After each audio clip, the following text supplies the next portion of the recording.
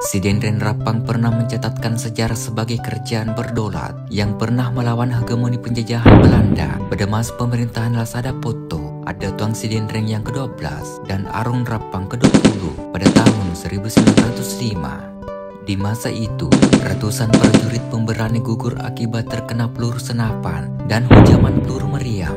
Belum terhitung rakyat di kerajaan tersebut yang menjadi korban akibat dari dampak peperangan. Perang yang telah mengubah Sidenren Rappang menjadi medan pertempuran harga diri, harkat martabat atau siri dari para patriot-patriot sejati kerajaan tersebut.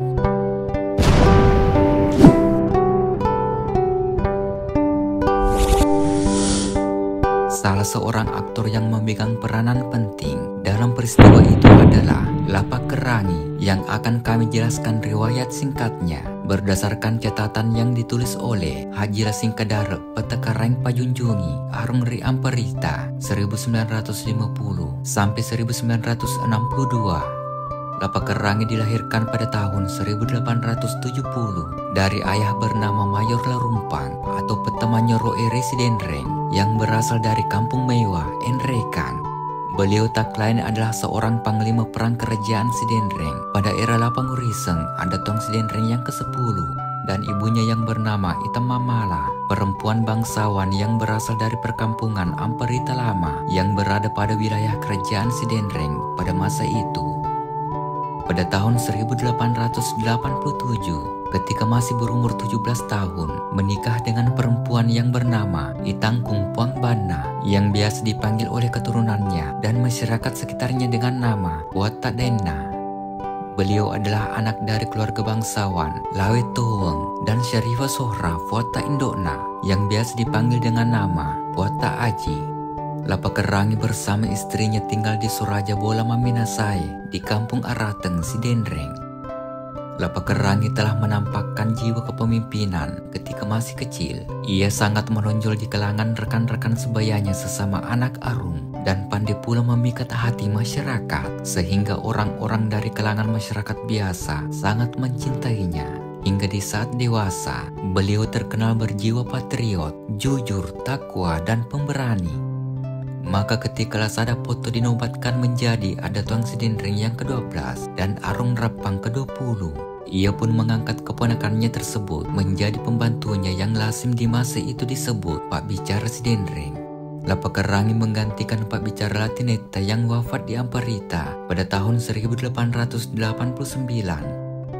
Selama memangku jabatan Pak Bicara yang berkedudukan di Amperita, Lapak Kerangi dikenal sangat dekat pada masyarakat, taat beribadah sesuai dengan ajaran agama Islam yang dianutnya, dan suka bermusyawarah dengan pengulu Anang serta pengulu Maranang atau pemuka masyarakat, sehingga mampu memberikan solusi-solusi terhadap persoalan-persoalan yang ada di masyarakat dengan keputusan terbaik bagi rakyat, baik dari segi hukum, pembangunan infrastruktur, maupun persoalan pertanian yang menjadi andalan pada masa itu. Dia pula sangat disegani dan dihormati oleh kawan maupun lawan, karena dalam melaksanakan tugas-tugas pemerintahan, beliau dikenal tegas, adil, dan bijak. Ia mampu mengemban amanah sebagai Pak Bicara dengan baik dan lancar. Adapun tugas-tugas yang pernah diberikan oleh Adat Tuang Lasada Potto antara lain membangun hubungan transportasi darat dari Sidenreng ke Parepare, yaitu yang pertama, membangun jalan raya dari Alekuang ke Parepare dengan melalui poros Alekuang, Talumai, Cela, Lempung Menila hingga tembus ke Parepare. Yang kedua, membuat poros jalan Lawawoi, Bangkai, Pabereseng sampai ke Parepare. Pada waktu terjadi perselisihan antara kerajaan Sidenreng dengan kerajaan Sopeng, Lapak Kerangi dipercaya untuk memimpin pasukan mendampingi pamannya, Lamano, sebagai panglima untuk melawan orang-orang Sopeng dan pulang dengan membawa kemenangan. Kerajaan Sidenreng yang didukung oleh kerajaan Wajo sukses memporak-porandakan kerajaan tersebut, musuh Belo. Pada tahun 1905, ketika pasukan Belanda telah memasuki kota Parepare, Lapak Kerangi diperintahkan oleh Lasada Potto untuk membentengi daerah perbatasan Sidenreng Rappang agar pasukan Belanda tidak dapat masuk melalui kota Parepare. ada 3 jalur yang harus dibendung dan dipertahankan oleh 3 Pak Bicara Sidenreng sebagai pemimpin pasukan, yaitu yang pertama Pak Bicara Lamanno ditempatkan di sebelah timur Parepare, jalur tengah. Yang kedua Pak Bicara Ambok Nalabaju ditempatkan di daerah Lajawa, jalur selatan. Yang ketiga Pak Bicara Lapakerangi ditempatkan di Agala Cengeng, sebelah timur Kerajaan Supa, jalur utara.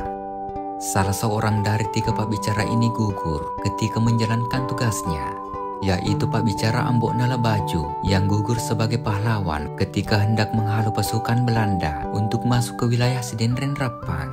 Pertahanannya di jalur sebelah selatan bobol akibat pengkhianatan salah seorang kaptennya.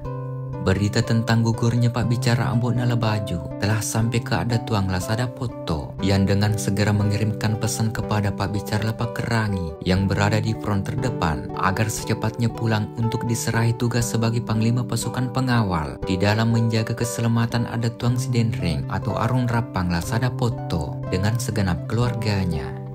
Tugas ini berakhir setelah Adatuang Sidenreng atau Arung Rappang Lasada Poto menandatangani pernyataan singkat dengan pihak Belanda, Korte Verklaring, pada tahun 1906 yang menandai kekalahan perang kerajaan kembar itu dari pemerintah kerajaan Belanda. Perang berakhir setelah berlangsung selama ratusan hari.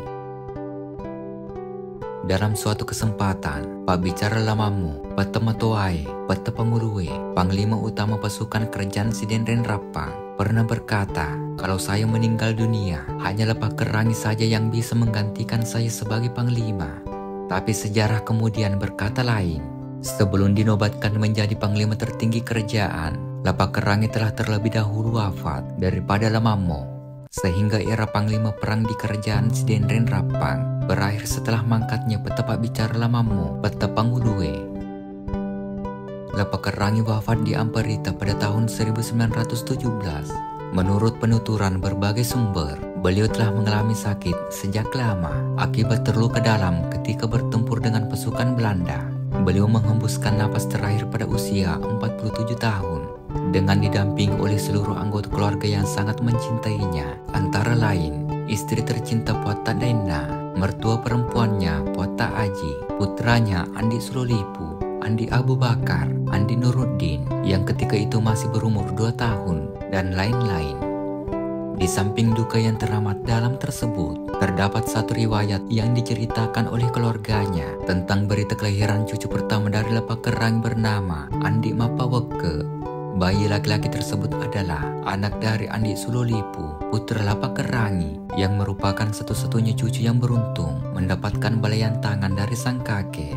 Dan kelak di kemudian hari, cucu pertamanya tersebut akan memerintah Sidenreng sebagai kepala pemerintah Swapraja Sidenreng atau KPS.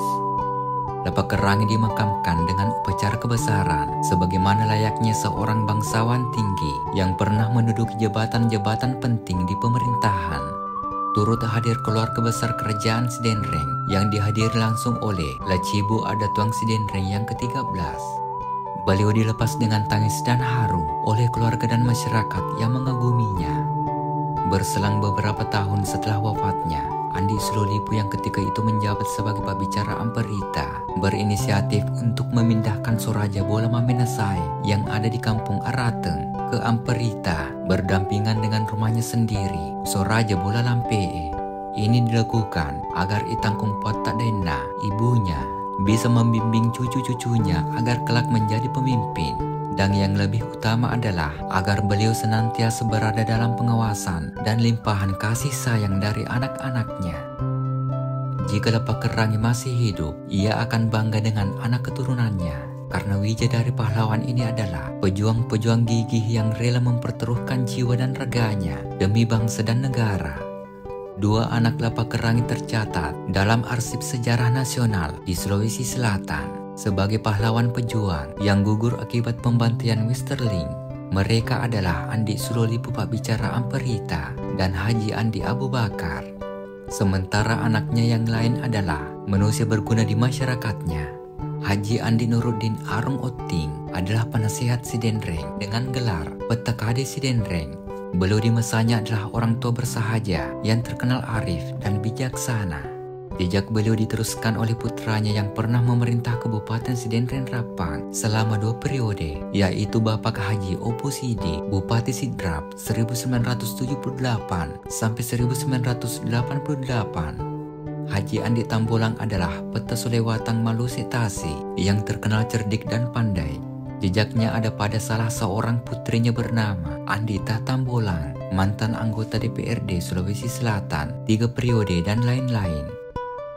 Mungkin cukup untuk konten kali ini membahas tentang Lapak Kerangi Peta Punggawa Lolona Sidenreng. Semoga bermanfaat. Jika ada kesalahan mohon dimaafkan. Tetap ikuti konten-konten kami selanjutnya. Mari berwisata sejarah dan budaya. Wassalamualaikum warahmatullahi wabarakatuh.